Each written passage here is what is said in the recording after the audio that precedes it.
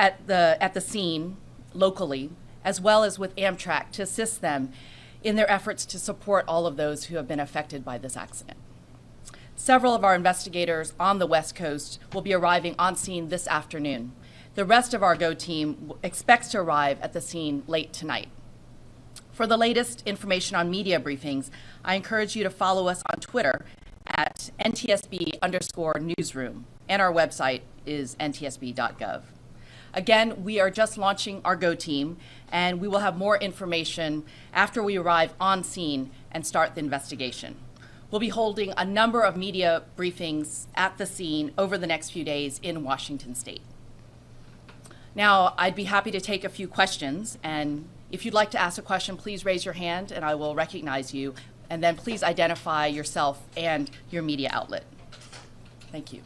Yes. Jeffrey Cook from ABC News.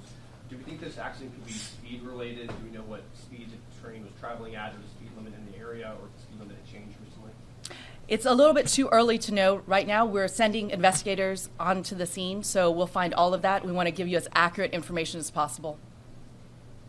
Yes. Team Howard from the Washington Post. Do you have an updated number on the number of fatalities in the crash so far? So you've probably heard a lot of different numbers reported by different news outlets, and we leave that to the local authorities to report, and that varies according to the jurisdiction.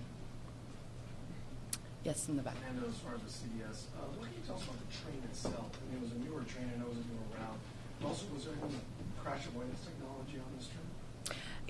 We actually, at this moment, we don't know because we don't have an investigator on scene, but they are headed there as we speak, and we'll. No information has been given to you guys even from here to know a little bit more about the train? We are looking at that because we want to make sure we get the right information. There's a lot of different information. We don't want to speculate on that. Yes. Ashraf Khalil with the UAP. I've seen conflicting reports on that this was like a brand new track or a new route that was being run. Can you clarify some of that? The nature of the track and the train, was this a new route or a newly refurbished route, or there was some aspect of that that I just wanted to clear up? So the question is this was this a new route? Has there been any information about whether the track was new? So we are aware of the fact that this was called an inaugural run of this service, but we want to check and make sure what that exactly means and find out more information about that specifically.